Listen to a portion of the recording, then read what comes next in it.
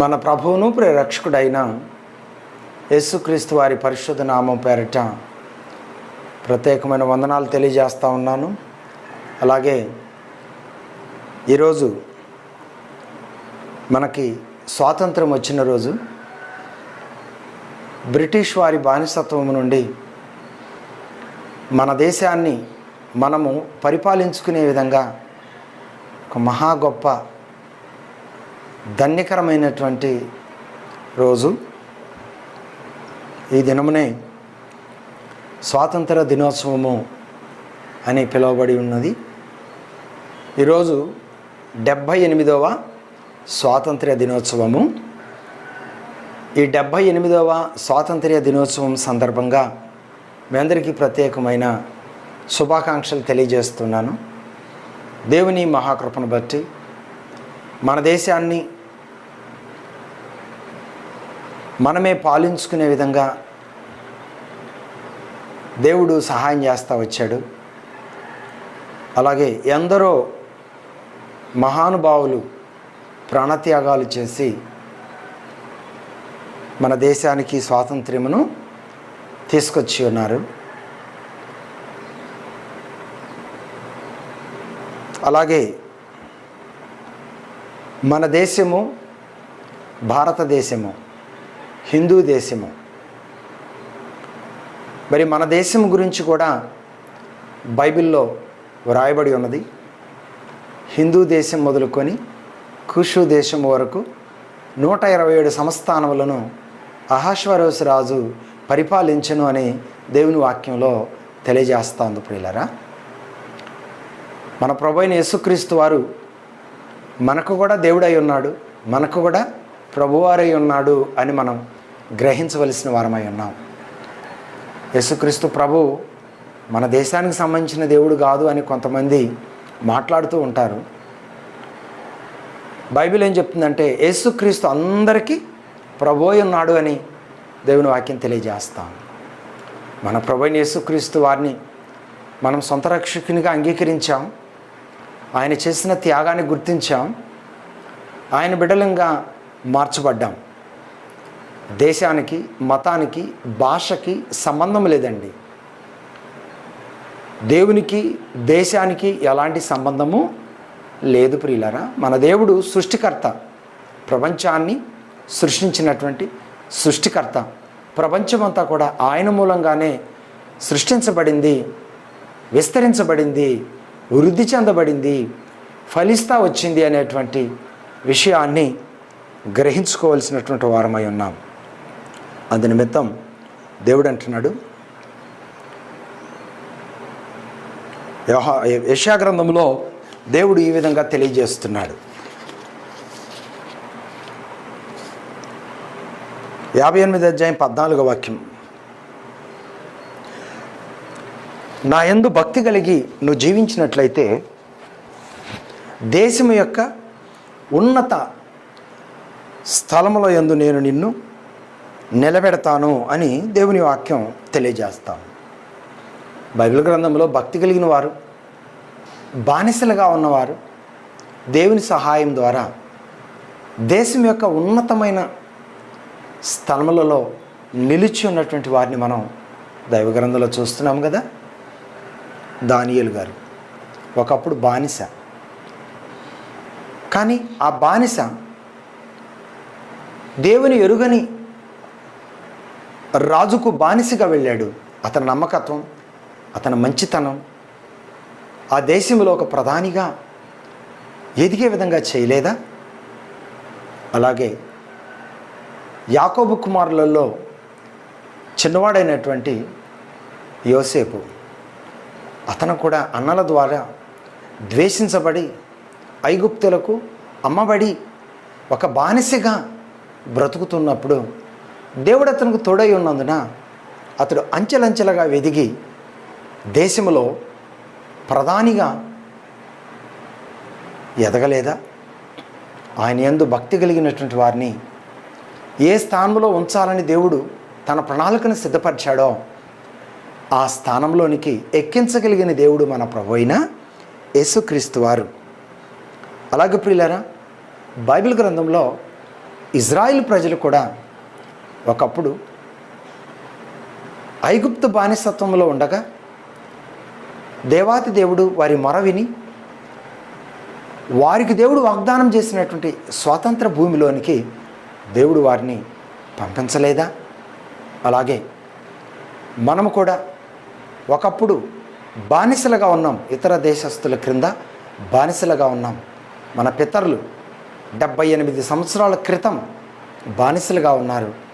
మన పితరుల యొక్క పోరాటం ఏ విధంగానైతే బ్రిటిష్ వారిని తరిమి కొట్టేసి మన దేశాన్ని మన ప్రజలే పాలించే విధంగా దేవుడు ఎలాగైతే స్వాతంత్ర్యాన్ని ఇచ్చి ఆనందింపజేశాడో ఈ సందర్భాన్ని బట్టి మనం సంతోషిస్తూ ఉన్నాం ప్రియులారా.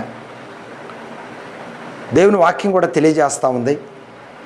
యోవేలు గ్రంథం 2:21 వచనంలో దేవుడు ఇలాగ మాట్లాడుతూ ఉన్నాడు. దేశమా సంతోషించి గంతులు వేయము, యెహోవా గొప్ప కార్యము చేసెను అని దేవుని వాక్యం తెలియజేస్తా ఉన్నాడు. దేశమా సంతోషించి గంతులు వేయము, యెహోవా గొప్ప కార్యములు చేసెను. ఈ గొప్ప కార్యాన్ని మనం ఎప్పుడు కూడా జ్ఞాపకం చేసుకునొచ్చు. దేవునికి విధేయులుగా ఉండాలని దేవుని వాక్యం తెలియజేస్తా ఉంది. ఏ గొప్ప కార్యం దేవుడు చేశాడు? ఈరోజు మనకు స్వాతంత్ర్యం అయితే వచ్చింది, కానీ ఇంకా చాలామంది బానిసలుగానే ఉన్నారు, ఎదుగుదల లేని వారిగానే ఉన్నారు. లోకానుసారమైన రాజ్య పరిపాలన కాంక్ష కలిగినటువంటి వారే పరుగులెడుతున్నారు. కానీ ప్రతి మనిషి క్షేమాభివృద్ధి చెందాలి, ప్రతి మనిషి గొప్పగా ఉండాలి అనేటువంటి భావన ఈరోజు సమాజంలో ఎందరు కలిగి ఉంటున్నారు? బానిసలు బానిసలుగానే ఉండాలి, స్వతంత్రులు స్వతంత్రులుగానే వారు ఆనందించే విధానంలో సాగిపోవాలని ఇంకా మానవ వ్యవస్థ కృంగుదలలోనే ఉంది. అయితే ఈ మానవ వ్యవస్థ సమానత్వంలోనికి ఎప్పుడు వస్తుందో తెలుసా? భక్తి కలిగిన జీవితాన్ని కలిగి ఉన్నప్పుడు. దేశభక్తి కలిగి ఉంటున్నారు. దేశంలో ప్రతి పౌరుడు వృద్ధి చెందాలనే ఆలోచన కలిగి ఉంటున్నారా? దేశభక్తితో పాటు ఈరోజు ప్రతి మనిషి దైవభక్తిని కలిగి ఉండాలి. దైవభక్తి ఏం చేస్తుందంటే దేశాన్ని ఆశీర్వదిస్తుంది. దైవభక్తి ఏం చేస్తుందంటే దేశంలో అత్యున్నతమైన స్థానంలో తన బిడ్డలైన వారిని తీసుకెళ్తుంది. నేను జ్ఞాపకం చేసినటువంటి విధంగా దేవునికి మహిమార్థంగా మనం జీవించినట్లయితే ఈ లోకంలో క్షమాభివృద్ధి నొందుతాం, సమానత్వాన్ని పొందుకుంటాం. అలాగే దేవుడు ఎన్నిక చేసిన వరాలను పొందుకొని దేవుని అనుగ్రహము ద్వారా ఉన్నతమైన స్థలాలలో మనం నిలబడేదానికి అవకాశం ఉంటుందని కూడా దేవుని పేట నేను తెలియజేస్తా ఉన్నాను. దావీదు ఎవరండి? ఒక గొర్రెల కాపరి.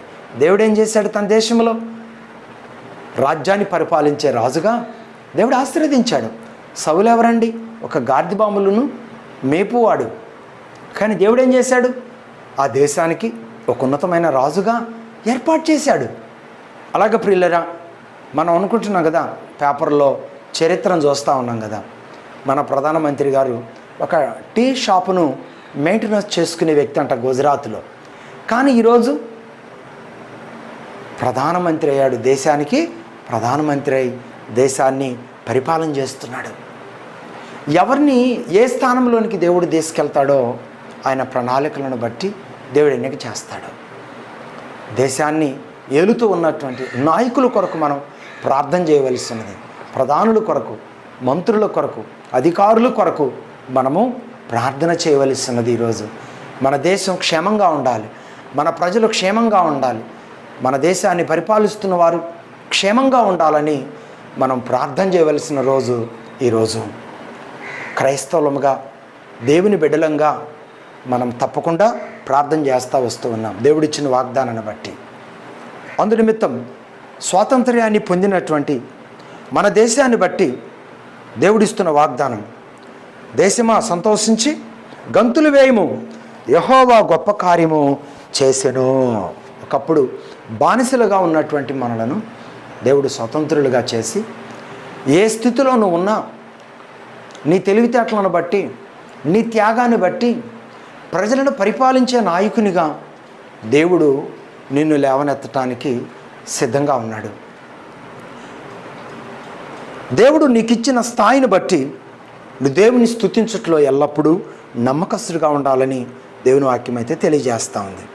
కీర్తనాకారుడు కూడా 74వ కీర్తన 12వ వాక్యములో ఇలాగ తెలియజేస్తున్నాడు.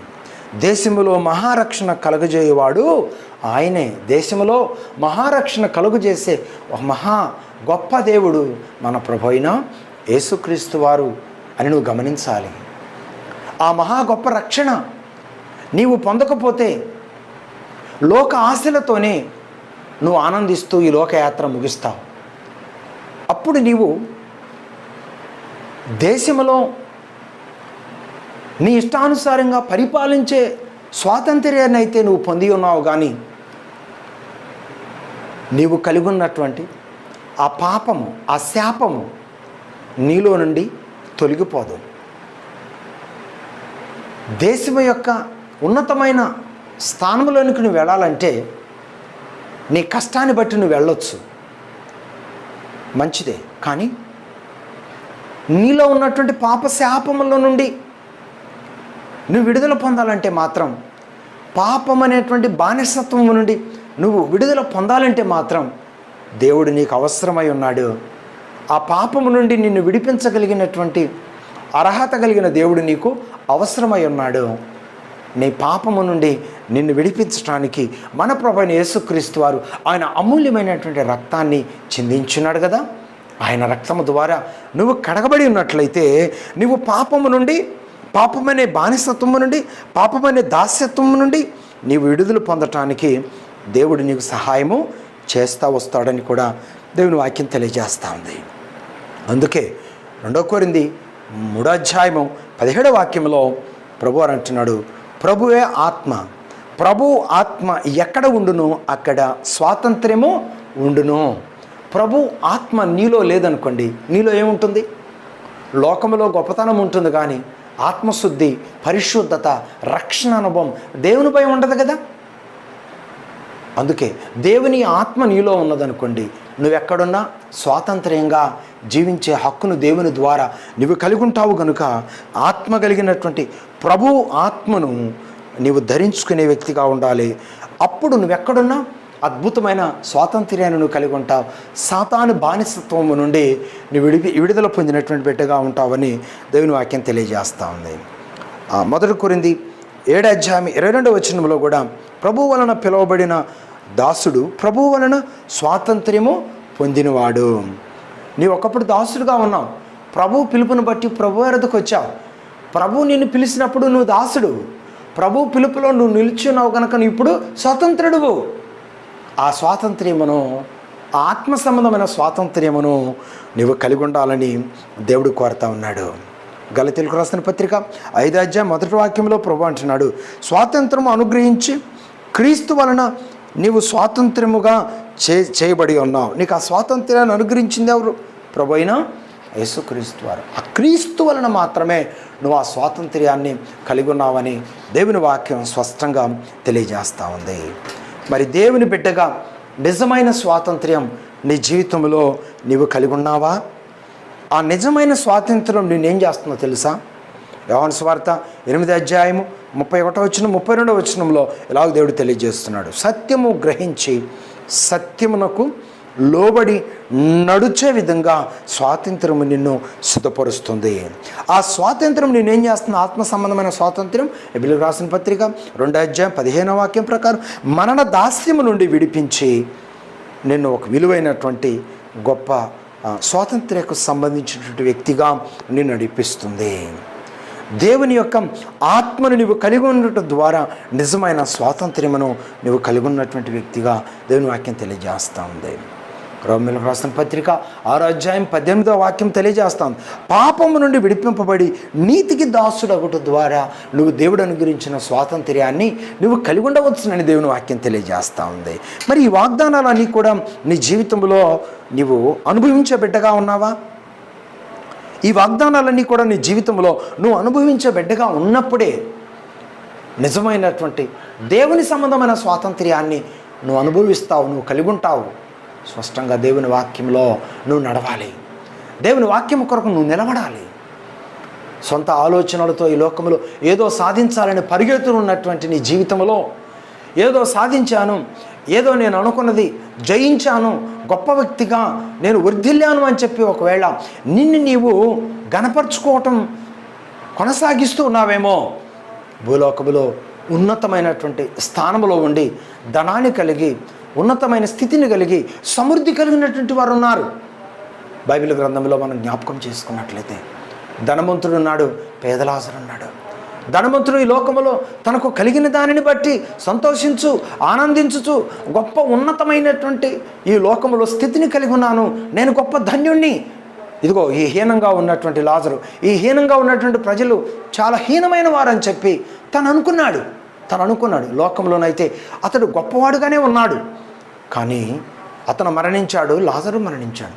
అతను మరణించడంతో ఎక్కడికి వెళ్ళాడు? నిత్య నరకానికి వెళ్ళాడు. లాజరు ఎక్కడికి వెళ్ళాడు?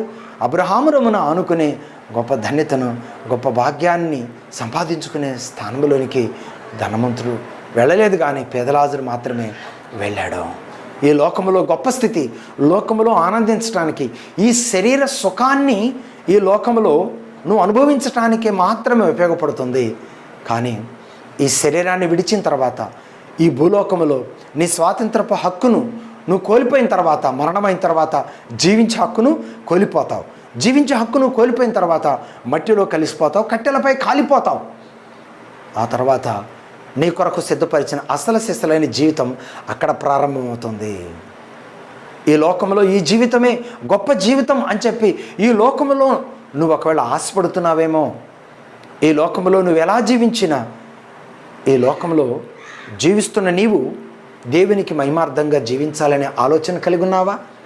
అందుకే దేవుని ఎప్పుడు నువ్వు స్తుతించగలుగుతావు? మరణించిన తర్వాత దేవుని స్తుతించగలుగుతావా? మన్ను నిన్ను సన్నతించునా అని దేవుని వాక్యం తెలియజేస్తాను. నువ్వు మట్టివి, మట్టిలోనికి మట్టిగా కలిసిపోయిన తర్వాత దేవుని స్తుతించగలవా? ఒకవేళ అప్పుడు నువ్వు స్తుతించాలని ఆశ కలిగి ఉన్నప్పటికీ కూడా అవకాశం ఉంటుందా? దేవుడు నీకు ఇదే అనుకూలమైన సమయముగా, రక్షణ దినముగా దేవుడు ఇచ్చినాడు. మనకు స్వాతంత్ర్యం వచ్చి 78 సంవత్సరాలని చెప్పి ఆనందపడుతున్నావు. కానీ ఇతరులను ప్రేమించే విషయంలో ఆ స్వాతంత్ర్యాన్ని నువ్వు కలిగి ఉన్నావా? ఇతరుల కష్టాల్లో ఉన్నప్పుడు సమానత్వాన్ని వారికి ఇచ్చి వారిని విడుదల చేయటానికి ఆ స్వాతంత్రపు భావాన్ని నువ్వు కలిగి ఉన్నావా? ప్రభువైన యేసుక్రీస్తు వారు ఈ లోకంలోనికి ఎందుకు వచ్చారంటే, మనిషి వారి యొక్క హక్కులను వినియోగించుకుంటున్నాడు, కానీ సృష్టికర్త అయిన దేవుణ్ణి మర్చిపోతున్నాడు. ఈ రోజున ప్రపంచాలను సృష్టించింది ఎవరండి? తండ్రి అయిన దేవాతి దేవుడు, ప్రభువైన యేసుక్రీస్తు, పరిశుద్ధాత్ముడు, వీరు కలిసి ప్రపంచాలను నిర్మించారు. సృష్టికర్త అయిన దేవుని మర్చిపోతున్నాం. సృష్టిలో ఉన్న వింతలను గొప్పగా ఎంచుకొని వీటిలో ఉన్నవన్నీ కూడా మేమే సృష్టించాము, మేమే తయారు చేశాము అని చెప్పి సంతోషిస్తూ ఉన్నాడు మనుషుడు. చూడండి, దేవుడు ఈ భూమి అనేటువంటి గ్రహాన్ని మనిషికి ఇచ్చాడు. కానీ మనిషి ఏం చేస్తున్నాడు? చంద్రమండలం మీద కూడా నేను స్థలాన్ని సంపాదించుకొని హక్కు కలిగి ఉండాలని మానవుడు ప్రయత్నం చేస్తున్నాడు. అది నీకు దక్కునా? దేవుడు నీకు ఇచ్చిన భూమిలో నీవు జీవించి దేవుడు నీకు ఇచ్చినటువంటి విలువైన స్వాస్థ్యాన్ని స్వతంత్రించుకొని అనుభవిస్తూ ఈ కృపణను గురించిన దేవునికి మహిమార్థంగా జీవించమని దేవుడు మాట్లాడుతూ ఉన్నాడు. మరి ఈ విధానాలకు నువ్వు చాలా దూరంగా ఉన్నావు. నీ ఆలోచనే నెరవేర్చాలని ప్రయత్నం చేస్తున్నావు. ఒక పంట వేసావు, ఈ పంట నేనే పండించానని చెప్పి సంతోషపడుతున్నావు. మరి ఆ విత్తనాన్ని తయారు చేసింది ఎవరు? నువ్వు కాదు కదా. ఏ శాస్త్రవేత్తలు ఆ విత్తనాన్ని తయారు చేస్తారు. మరి ఆ శాస్త్రవేత్తలు ఆ విత్తనాన్ని తయారు చేసే జ్ఞానం ఎవరిచ్చారు? ఈ విధంగా మనం ఆలోచించుకుంటూ పోతే ఎవరో ఒకరి ద్వారా ఆ జ్ఞానాన్ని సంపాదించుకున్నారు. ఎవరో ఒకరి ద్వారా ఈ ప్రకృతిని ఈ మనిషి కొరకు తయారు చేసి సిద్ధపరిచింది ఎవరంటే ప్రభువైన యేసుక్రీస్తు వారు. ఆ విధానాలను మర్చిపోయి ఈ రోజున మనుషుడు భూమి మీద ఒక గొప్ప ఉన్నతమైనటువంటి స్థానాన్ని కలిగి ఉండాలని ప్రయత్నం చేస్తున్నాడు. మంచిదే. అయితే ఈ లోకంలో దేవుడు నీకు ఇచ్చిన హక్కులను అనుభవించు, సంతోషించు. కానీ దేవుడిచ్చిన మహారక్షణ భాగ్యాన్ని కలిగి జీవించడానికి నువ్వు ప్రయత్నం చేయి.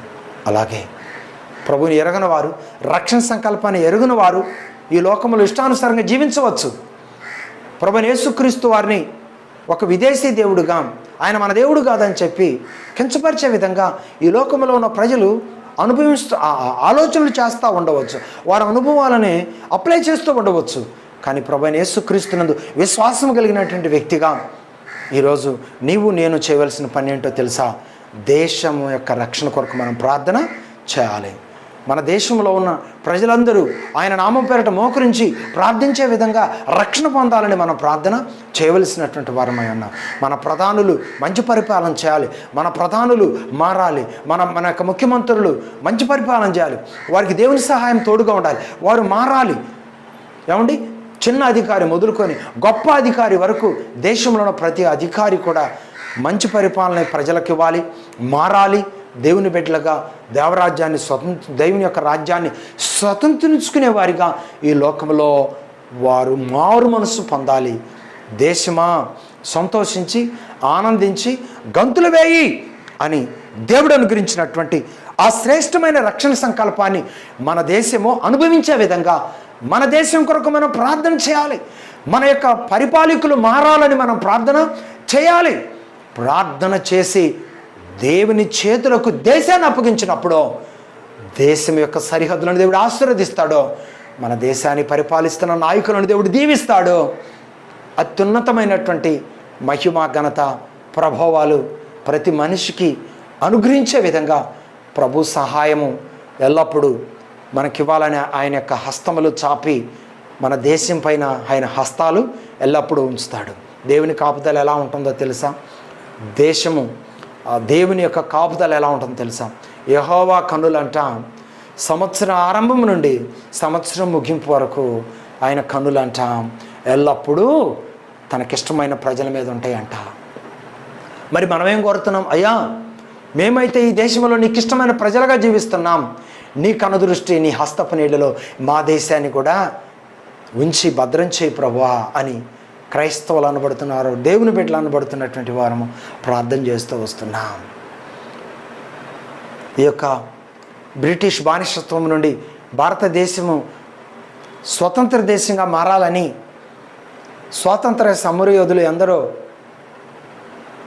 పోరాడుతున్నప్పుడు ఆ పోరాటంలో క్రైస్తవులు అనబడుతున్నటువంటి వారు కూడా వారి యొక్క త్యాగాలను ఈ దేశం కోసం అర్పించారు అని చరిత్ర చెప్తా ఉంది. కనుక ప్రియులారా, స్వాతంత్రం వచ్చింది, ఆ రక్షణ సంకల్పం ఇంకా మన దేశంలో పూర్తిగా అనుగ్రహించబడలేదు. ఆయన బిడ్డలైనటువంటి మనం నీ రక్షణ సంకల్పం ఈ దేశంలో పూర్తిగా అనుగ్రహించండి ప్రభా. 78 సంవత్సరాలు దేశానికి స్వాతంత్ర్యం వచ్చాయి. అలాగే ఈ దేశం కొరకు మాకంటే ముందుగా ఉన్న పితరులు ప్రార్థన చేస్తూ వచ్చారు. మా తరంలో మేము కూడా మా దేశం కోసం, మా దేశం యొక్క ప్రధానుల కోసం, మా దేశం యొక్క అధికారుల కోసం ప్రార్థన చేస్తూ వస్తున్నాం. మా దేశానికి రక్షణ ఇవ్వయ్యా, మా పరిపాలకులు రక్షణ ఇవ్వయ్యా. మీ సన్నిధిలో మోకరించి ప్రార్థించే వారిగా మా ప్రజలను మీరు మార్చండి, ఆశీర్వదించండి ప్రభువా అని మనం ప్రార్థన చేస్తూ అడుగులు ముందుకు వేసేవారిగా ఉందామా? దేవుడు అనుగ్రహించిన వాగ్దానాన్ని బట్టి పరిశుద్ధుడైన దేవాతి దేవుడు 78వ స్వాతంత్ర్య దినోత్సవంలోనికి ప్రవేశింపజేసిన మన దేశమునకు పరిపూర్ణమైన రక్షణ దేవుడు కలిగించునుగాక. మన దేశము దేవుని దేశముగా, ప్రార్థనా పరులుగా, దేవుని మహిమ కొరకు మార్చబడేవారిగా ప్రభు సహాయం మన నాయకులకు దయచేయునుగాక. మన ప్రార్థనా ఫలితాలు మన దేశంలో ఉన్న నాయకులకు మంచి పరిపాలన ఇచ్చే విధంగా సహాయం చేసి నడిపించునుగాక.